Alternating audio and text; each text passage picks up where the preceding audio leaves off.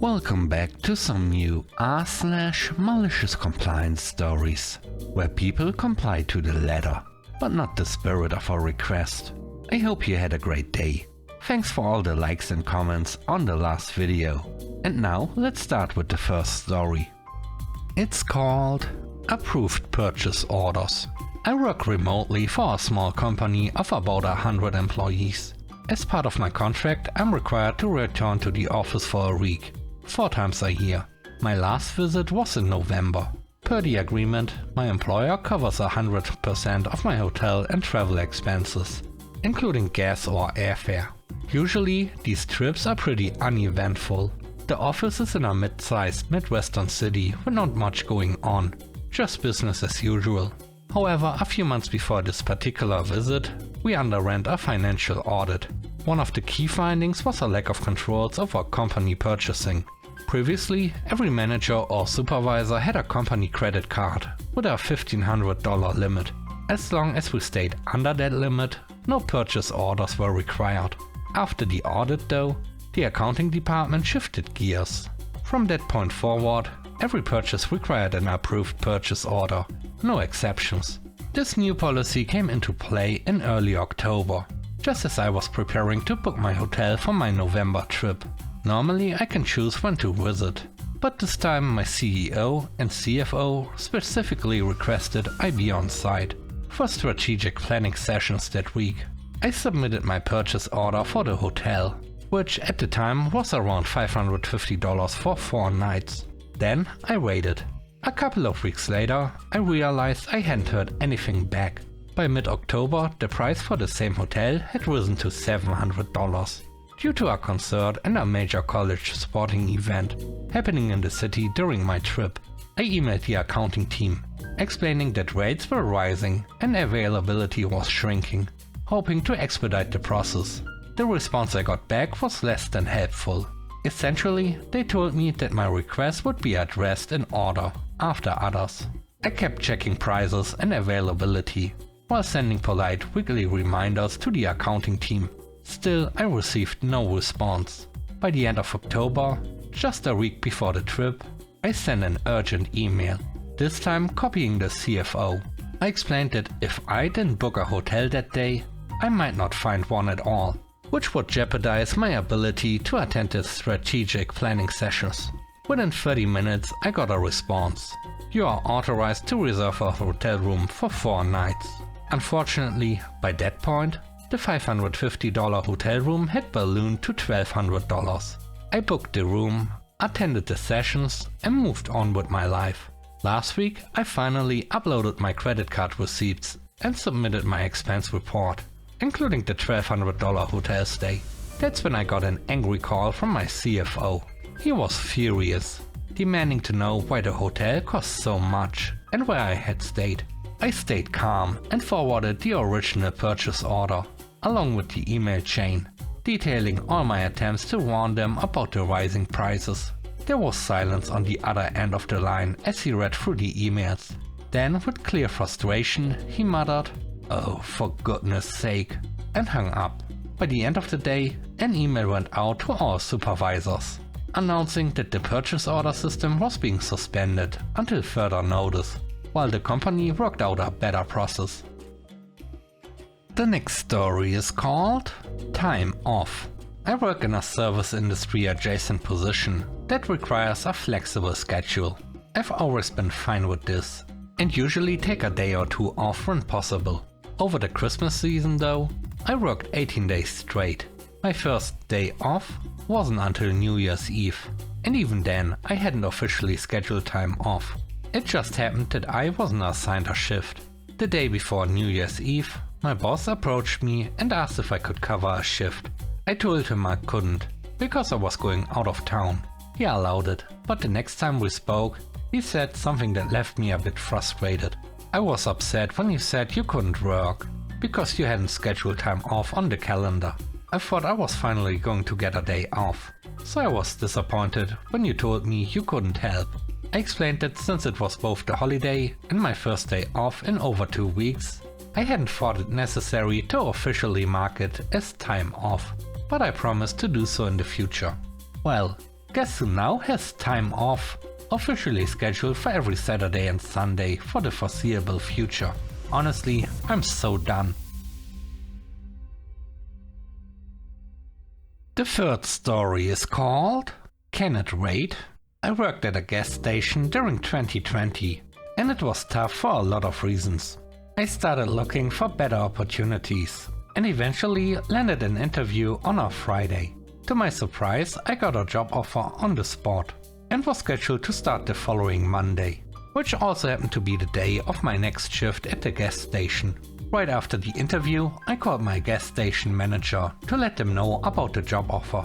But before I could even explain why I was calling, the manager launched into a list of complaints. The floor wasn't clean enough, that wasn't stocked enough, XYZ. When I finally got a chance to speak, I said, "There's actually something I wanted to talk to you about." The manager immediately replied, "Well, can it wait until Monday?" At that moment I was so done with the job that I simply said, "Yes, it can wait until Monday." When Monday arrived, I showed up at the gas station well before my shift to turn in my key before starting my new job. The manager must have sensed something was up, because they came outside to meet me. I told them about my new job and asked if the gas station could increase my pay to match the offer I had received. The manager said, "You know I can't do that."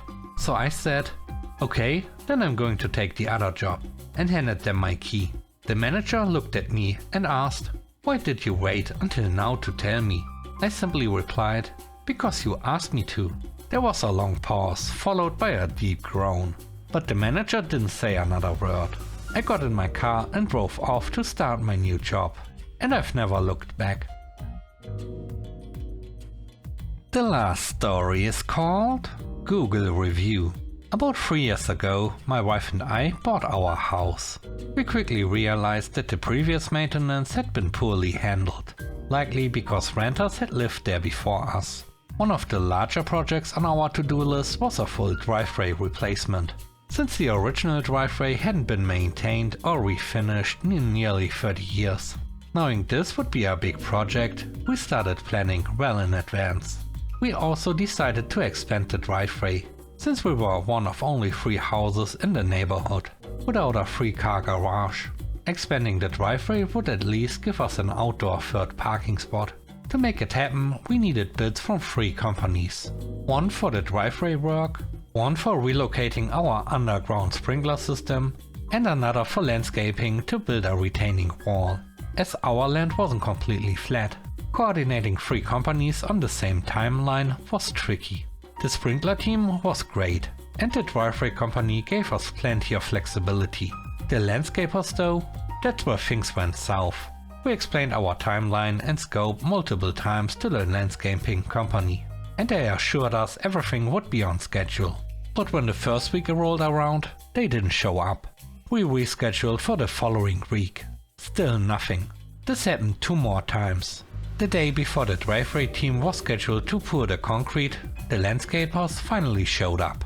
I spoke to them before I left for work, gave them my contact information, and even handed them some Gatorades. I asked them to call me if there were any issues. When I got home, I found they hadn't done any work. They had packed up and gone to another job right after I left. I called the owner and expressed my frustration. The project manager called back and assured me they would fix anything that was impacted by their delays. Fine. The driveway team came the next day and poured the driveway, but the results were disappointing due to the unfinished landscaping. A week later, the landscapers finally built their retaining wall and did some finishing touches on the driveway. It looked terrible for what was supposed to be a brand new driveway. They sent me the bill, but I emailed back with pictures, explaining I wouldn't pay until they fixed the mess. At first they ignored me. Months passed, and by the time they finally reached out, it was winter, and everything was frozen. They lamented not having a chance to fix it sooner. But I reminded them that I had been trying to communicate for months. We agreed on a compromise that reduced my driveway width by about a foot. Not ideal, but it would mostly fix the issue. One day while I was at work, they came and made the adjustments without telling me. It wasn't what I wanted, but it was acceptable. My wife and I decided to pay the bill, swear off the landscaper forever and move on. Fast forward 5 months. The landscaper began spamming my inbox with requests for reviews. After ignoring several emails, I decided to leave an honest review.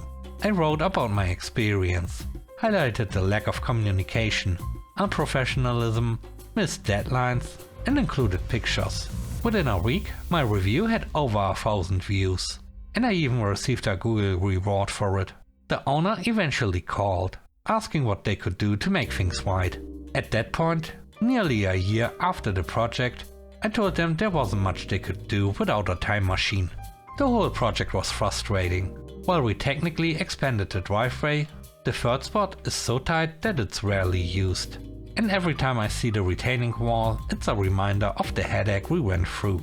I had originally decided to just move on, but their relentless email campaign pushed me to share my experience. Don't ask unhappy customers to leave you reviews. It might not turn out the way you hope. Thanks for watching the video to the end. I hope you enjoyed it. If you did, please don't forget to leave a like, comment and subscribe. And if you have time, watch another one of my videos. Also, if you want to support me further, check out the channel membership or Patreon. And now, I hope you have a great day. See you soon. Bye bye.